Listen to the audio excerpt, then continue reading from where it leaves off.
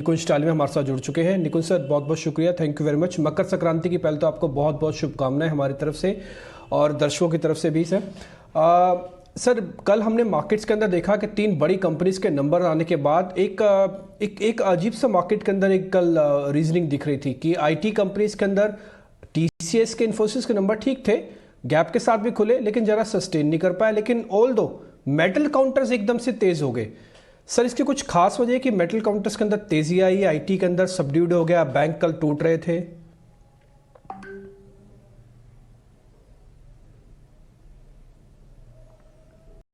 Good morning Dimpy. कल हो रही थी, क्या करा दिल्ली में आपने? नॉर्थ का फेस्टिवल है, बॉम्बे में तो खैर इतना हम नहीं सेलिब्रेट करते हैं। हाँ, जब मैं दिल्ली में रहता था यादें ज़रूर हैं। घर के बाहर जी सर, वो एक प्रकार की हम बॉन फायर करते थे। क्या करा जी कल? यस सर, कल यही किया जो भी आप बोल रहे थे। कल लोहड़ी का पर्व था तो वो लकड़ी जला के और उसमें रेवड़ियों और मूंगफली के साथ पूजा होती है, और फिर ये बोला जाता है कि अब सर्दी माता आप विदा हो जाइए, अब नया मौसम बसंत का आने वाला है।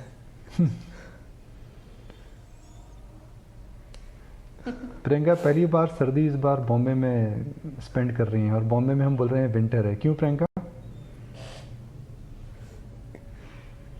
बिल्कुल, इनफैक्ट मैं ये बोल भी रही थी कि शायद लगता है कि यहाँ ज़्यादा दिल्ली से लोग आ गए हैं मुंबई में, जब भी शायद मुंबई का तापमान भी थोड़ा सा गिर गया है।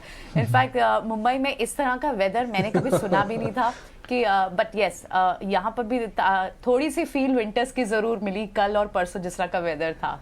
But for sure Delhi is no, winters can not beat anything in northern Indian states. मैं थोड़े दिन पहले पिक्चरें देख, अभी 2 दिन पहले पिक्चर्स देख रहा था किस प्रकार का स्नोफॉल हुआ है शिमला के अंदर। मगर स्टॉक मार्केट की अगर बात करें तो चिल नहीं लग रही है। देखिए, स्टॉक मार्केट एकदम ज़बरदस्त शुरुआत तो 2022 ज़बरदस्त चालू हुआ है। किसी ने उम्मीद नहीं करी थी कि आप एक ऑल टाइम हाई के आसपास जाएंगे। आपने एक ऑल राउंड रैली इस समय देखी है। मार्केट के टेक्सचर और कैरेक्टर की अगर आप बात करें तो हम देख रहे हैं कि ना सिर्फ बैंक्स, मिड कैप स्टॉक्स के अंदर भी उछाल देखने को मिल रहा है। अगर आप एफएनओ मार्केट में बात करें तो इंडिया बुल्स, आरबीएल बैंक, सेल, इन सब के अंदर भी हमने देखा है कि काफ़ी उछाल आया। तो मार्केट के अंदर उत्साह बना हुआ है, मार्केट के अंदर कमबैक काफ़ी अच्छा हुआ है। हालांकि ग्लोबल मार्केट इस साल वॉलेटाइल रहे हैं, ग्लोबली कोई बहुत बड़ा सपोर्ट नहीं आ रहा है, इन्फ्लेशन को लेकर के चिंता काफ़ी ज़्यादा है, मगर मार्केट ऊपर जा रहा है। मगर डिम्पी ने स्पेसिफिकली मेरे से पूछा कि मेटल्स में तेज़ी क्यों आ रही है, तो मैं मेटल में मेरे हिसाब से दो कारण इस समय हो रहे हैं। एक तो कारण यह है कि हम देख रहे हैं कि तकनीकी तौर में डॉलर इंडेक्स में वीकनेस आ रही है। तो उसका क्या मतलब है? जब डॉलर इंडेक्स में वीकनेस आती है तो हिस्टोरिकली हमने देखा है कि इमर्जिंग मार्केट में फ्लोज आते हैं और कमोडिटी में तेजी आती है।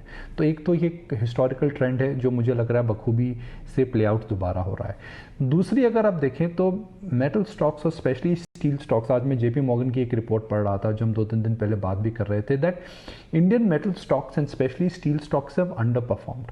तो उसको लेकर के भी हम देख रहे हैं कि एक मीन रिवर्जन हो रहा है। तीसरा, मेटल की जो इस समय साइकिल है, इसमें 2 या 3 बुनियादी फैक्टर्स हैं जो डिफरेंट है। नंबर 1, इस समय ईएसजी कंस्ट्रेंट्स को लेकर के नई कैपेसिटी आने में समय लगेगा। तो जो साइकिल है एग्जिस्टिंग प्लेयर्स के, एग्जिस्टिंग प्लेयर्स को उससे काफ़ी बेनिफिट मिलेगा, because they will be able to command pricing power for long. दूसरा, अगर आप इंडियन कंपनीज की बात करें तो इंडियन कंपनीज इस साल काफ़ी ज़्यादा कैश जनरेट कर रही हैं, इतना ज़्यादा मुनाफा आया है। तो उनकी जो डेट प्रोफाइल है, जैसे टाटा स्टील की है, हिंडाल्को की, डेट प्रोफाइल काफ़ी चेंज हो रही है। और क्योंकि डेट प्रोफाइल चेंज हो रही है, शेयर बाजार उन कंपनियों का मूल्यांकन बढ़ा रहा है। तो आप कंपनी की प्रोफाइल अगर आप देखते हैं, अक्सर हम एक शब्द करते हैं जी, जिन कंपनी में डेट है उनको उनमें निवेश मत करिए। तो मेटल कंपनीज का डेट कम हो रहा है, जिसकी वजह से इनके जो पी मल्टीपल्स हैं और इनकी जो मूल्यांकन, एंटरप्राइज वैल्यू हम जिसे बोलते हैं, वह बदल रही है। दूसरा और तीसरा, चाइना ने साफ बोल दिया है जी साहब, इस साल हम स्टील एक्सपोर्ट नहीं करेंगे, इस साल हम कुछ भी ऐसा एक्सपोर्ट नहीं करेंगे जिसके अंदर हमें वैल्यू एडिशन नहीं मिलता है। तो अगर चाइना अगर एक्सपोर्ट नहीं करता है स्पेशली स्टील, तो जो डिमांड है वह भारत से जाएगी, तो स्टील कंपनीज को इंडिया में काफ़ी बेनिफिट मिलेगा।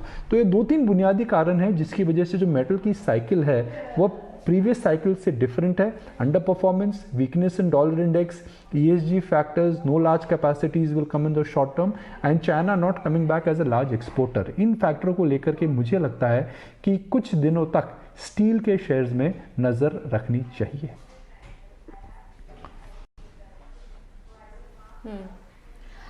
निकुंज, गुड मॉर्निंग।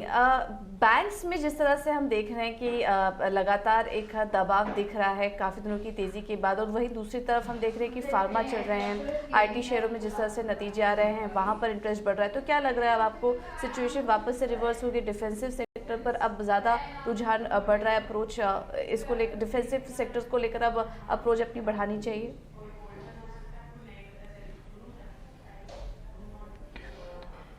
पूजा, मार्केट को अगर हम तकनीकी तौर पे बात करें तो मेरा अभी भी मानना है कि इस समय सिक्लिकल्स पे ज़्यादा नज़र रखनी चाहिए, इंडस्ट्रियल्स पे ज़्यादा नज़र रखनी चाहिए। देखिए IT अच्छी ग्रोथ कर रहा है, मगर IT एक ओवर क्राउडेड ट्रेड है, और IT के अंदर एक बात तो तय है कि शेयर बाजार को पता है कि आने वाला 12 से 18 महीना, 18 से 24 महीना अच्छा रहेगा।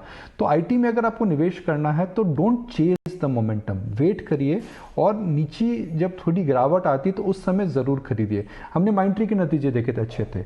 हमने देखा था कि TCS की कमेंट्री भी अच्छी थी, इन्फोसिस की कमेंट्री भी अच्छी थी, मगर जो बात हम इग्नोर कर रहे हैं वो है इग्नोर विप्रो।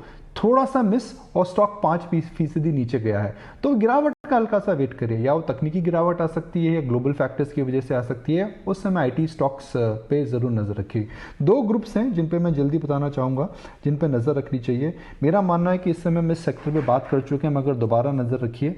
5G आने वाला है, और 5G की वजह से जिन कंपनीज को बेनिफिट होगा, specially in the supply chain, तो भले वह जो भी कंपनी 5G से सप्लाई चेन से जुड़ी हुई हैं उन पे नज़र रख रही है। तेजस नेटवर्क हो गया, HFCL हो गया, इस तरह की जो कंपनियां हैं उन पे स्टरलाइट टेक हो गया। जिन कंपनीज को 5G का रोल आउट का बेनिफिट मिलेगा उस पर नज़र रखिए। दूसरा मेरा इस समय मानना है दैट कुछ सरकारी रिसोर्स कंपनीज पे नज़र रख रही है, GMDC, नेवेली लिग्नाइट, NMDC, इन पे भी नज़र रखिए, बिकॉज यह भी काफ़ी अंडर परफॉर्म कर चुकी हैं। इनके अंदर भी अगर मेटल की तेज़ी आती है तो इन रिसोर्स कंपनीज को भी काफ़ी ज़्यादा बेनिफिट मिलेगा। तो ये 2 ग्रुप ऑफ स्टॉक्स हैं जिन पे नज़र रखनी चाहिए। और तीसरा, अगर प्रियंका आपको याद हो हम एक अनलॉक ट्रेड की बात करते थे, तो अनलॉक ट्रेड क्या होता था जी?